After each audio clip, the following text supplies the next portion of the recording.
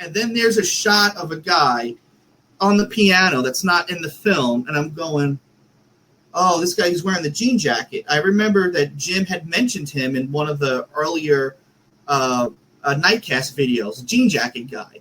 He had the wrong face to him, but he knew that there was a guy there with a jean jacket. And I'm watching the dailies, and I'm eyeing him, and he goes over to the wall, and I see it. I see profile against the shadow against the wall, and I go, there he is. That's Richard France. I found him.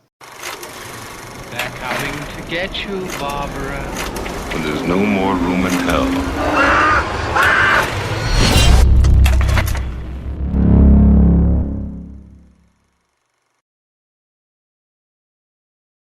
I did want to get to Richard France.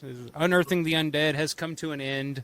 And we finally got the answers we've all been looking for. I've been asking, and we've been talking about it forever. Was Richard France in Island? To set it up for people that are not aware, Richard France, of course, from Dawn of the Dead, The Crazies, had a small role in There's Always Vanilla. Always for years talked about, oh yeah, I was on the set of Night of the Living Dead. I was in Night of the Living Dead. But nobody could corroborate that story or verify it, and nobody. But again, if you've ever talked to Richard France or ever had any interaction with Richard France, like it would be hard to believe that he would make this shit up just to say like, oh yeah, I was there. Like he was the most like standoffish, like oh yeah, like I wasn't that big of a deal in Dawn of the Dead and blah blah blah. Like he was always the first one to kind of. Downplay his contributions to George's work. So for years he would always say like, "Oh yeah, I was on the set of Night of the Living Dead. I was in Night of the Living Dead." But Russ Striner, John Russo, nobody could say for a fact like, "Oh yeah, he was there. I remember him being there." Or nobody remembered it. So there was always the question. That was always the big mystery: was Richard France in Night of the Living Dead? Was he there? And John, you figured it out, and you let the cat out of the bag this morning. So please tell us how that all came about. How did you track it down? How did you find him in the movie? Go. It was easy. I'm curious. I got to know. Believe it or not, it was easy. He was actually one of the first probably like 4 or 5 people that I found. So in order to like get to that point, I should probably tell the whole story. I'll try to truncate it, like how my involvement, because all this stuff is important because it all weaves together, like to solidify this. To like, yes, I'm without a doubt. So, I'm just a big geek, and I find all these things out, and just for my own interest. Oh, hey, look at this, look at that, and I would tell Jim because we were friends, and being friendly. And I went out to help out last year, March. In Las Vegas. I was helping out Judy O'Day at the table. Jim couldn't make it. So I'm sitting there and I'm helping Judy sign stuff, and she signs this stuff and she says, this guy's name is Frank. And it's on the Criterion thing. It's a guy with a t-shirt. And the guy goes away, and I said to Judy, no one knows who this person is. Who other people do you know in this film? And she mentioned a guy, Al Pankoff. And I immediately went that night in the hotel room to look for Pankoff, and I found a Pankoff Ford, but it was Pankoff. So I was like, okay, and I found a little bit this and there, and I told Jim, and he said, well, I think I might want to like have you do these like kind of things for us and like research. All right, that's fine. So this was now in April, and we had a conversation. It was like Image 10 and me and like Daz. And they're doing this whole talk thing, and I know Jim wanted to include me. I'm like, I don't know what I'm supposed to do. Like, I'm not comfortable with certain things. And it basically got down, like, wanted me to like do some research and stuff. And I said, yes, that's great. If it's a personality stuff I have to do online, I'm not comfortable with that. But if it's behind the scenes, I'm more than happy. And it was Daz and I and Gary said something really nice. Like, we got to do this stuff. We got to do it for Russ because, he means so much to everybody. And I was like, because he said that, I was like, now I have to go in 100%. So the next time I saw Jim in April, I said, are you sure you want me to do this stuff? Like, I need you to say okay, because I'm going to go like 1,000%. So I have to use your name as credentials. I have to say I'm representing you guys when if I'm emailing somebody. So it's not just some idiot that's doing it for no reason. I'm doing it for a specific purpose. So he said yes. All right. So one of the first things I wanted to do was there were so many names on the Image 10 thing, and a lot of them we didn't know. You were like, I'm trying to think of a name that we didn't have any information on. John Simpson, bio coming soon. I said, I want to start finding all of these people that we actually know that we don't know anything about. So I made a list, and one of them was Jack Razzo. Jack Razzo, was an investor in the film. He's the bathrobe zombie, ghoul, I should say. And I had a very difficult time finding him. And I went on IMDb, and it had a birthday, and it turned out that was him. I found his name was actually Antonio John Razzo. So he didn't go by, his first name was Antonio. And I happened to find his daughter on Facebook, Dawn.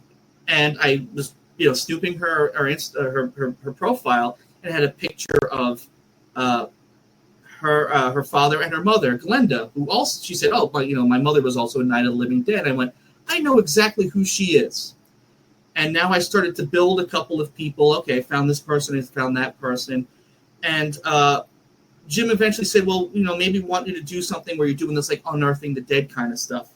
So, all right, well, what I also need to do is I need to cut the film because I also need to know who I'm looking for. So I took all the ghoul scenes. And I said, okay, these are all the same people. This is the same group. This is the same group. This is the same group. And I separated them by day, by this is August, this is whatever. And when I found all the pictures, and I'm looking through all the pictures and saying, okay, I'm now making a tally of every single person that we know was in the film. We know who this person is on this day, and we don't know who these 5 people are. So I have to concentrate on those. So then, everyone's telling me about Richard France, and Jim's telling me about it, and I'm going, all right, let's see if I can find him in there. I don't think he's lying. And the two things that Jim said, and I thought Jim was giving me information that he had said, to Jim, because Jim is his agent. It's also on the Dawn Extra. He said he didn't have a beard. And I said, okay, that's important. Because, now I have to know sort of what I'm looking for. And the other thing that he said is, his neighbor brought him to the set.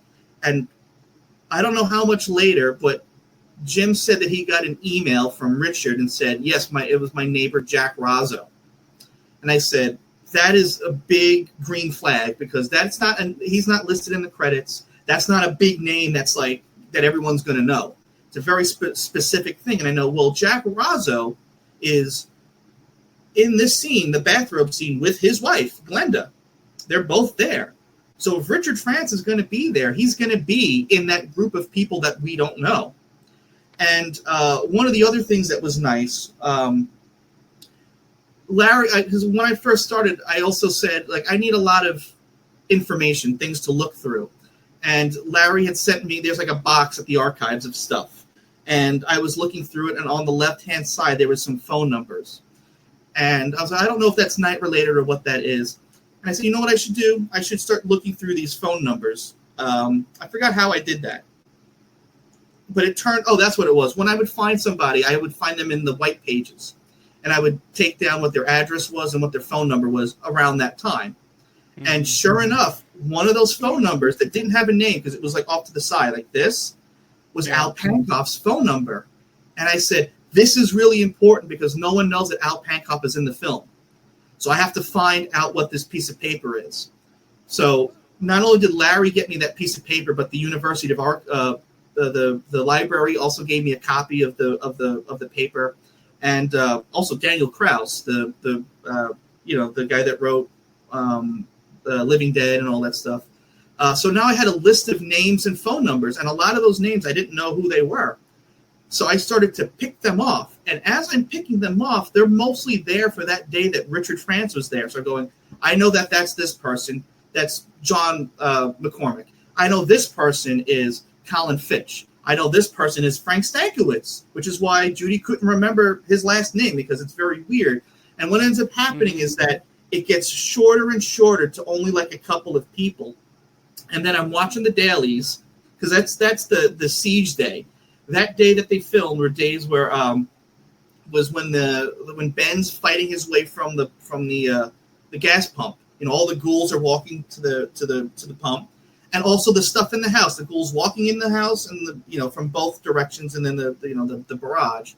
So that the dailies that we have are from that day, and that was the day that Glenda and Jack Rouser were there.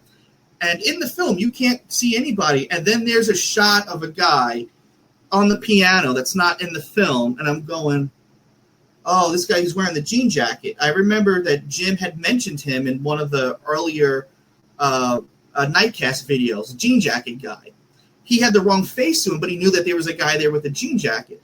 And I'm watching the dailies, and I'm eyeing him, and he goes over to the wall, and I see it. I see profile against the shadow against the wall, and I go, there he is. That's Richard France. I found him. I'm almost 100% sure. So this was before last year's Living Dead weekend. I knew him that early. So these are only in like so I'm sorry, where did you say these dailies had come from? On the Criterion release. So these are the ones that are on the Criterion release? Yes. Yeah. Okay. So, and it's like a lot of the stuff I couldn't do without the stuff that Image 10 has. I think when Carl Hardman died, Marilyn, I could be wrong, but I think they had like a garage sale, and somebody bought a bunch of stuff, and it was a reel, and it's literally called Walking Dead Shit. That was what the reel was named, Walking Dead Shit. And the people that owned it finally screened it, and it was all these dailies from Night of the Living Dead from basically that day. There's like posse stuff on there. There's stuff inside the house, long unbroken shots. You could see what George was shooting, stuff at Kyra. And they went to Image 10 and said, hey, we have all this stuff. And I believe John Russo said, like, well, you can't have that. That's Image 10 property. You have to give it to us. And the people that had the print got all, like, annoyed and said, well, okay, well, we want, like, X amount of money for it. And eventually, Gary smoothed things over, and they bought it. So now that they had this, they were able to scan it. They put it on the Criterion release. Now I have it because it's on the Criterion release. And I have now more things to look through because Richard France is not that visible in the film. I had to use those dailies, and it was just the side of his face. I was going to say, does he actually appear in the film, or just the dailies? Yes. So he's actually in the film too. Okay. Yes. Yeah. You see his back. The problem is you see his back and you see him from afar. There's no good facial shot where I can say, oh, that's him.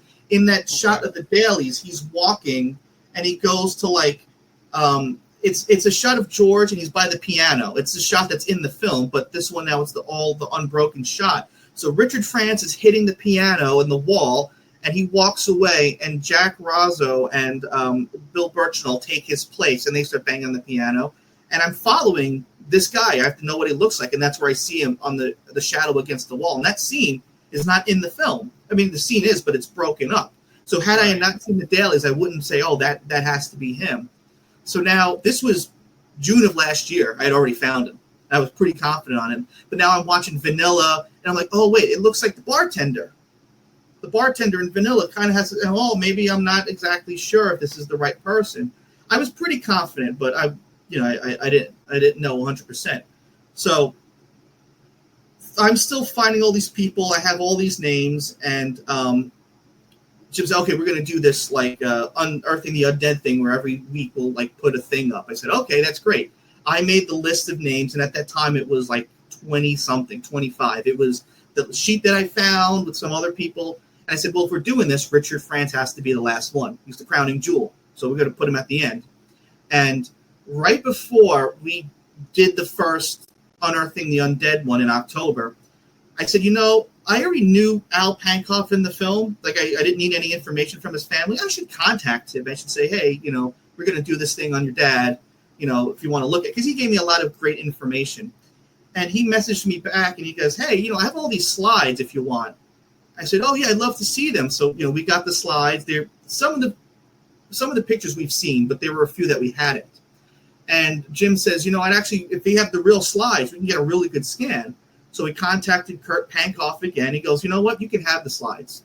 So Jim gets the slides, and then he starts scanning them. And actually one of those pictures are going to be in in the new Night of the Living Dead book that's coming out in September. And then Jim goes, "Who's this guy in the picture?" I went, "Oh, that's Colin Fitch." And he goes, "Colin Fitch, that's this guy in this other photo?" "Yeah." And Jim goes, "That's not the same person." And I went, "Well, I don't know who else it could be, blah, blah, blah." And I went, "Wait a minute. Is this actually Richard France?" Because all before that, all I had was the picture of him from the side, and okay, he's wearing a jean jacket. Right. I said, "Oh, wait a minute. Jean jacket guy in the movie has white pants, and in that photo, it's a larger photo. We just sort of cropped it. You can see he's got white pants on." I went, "Oh my God, we finally have a photo of Richard in the film."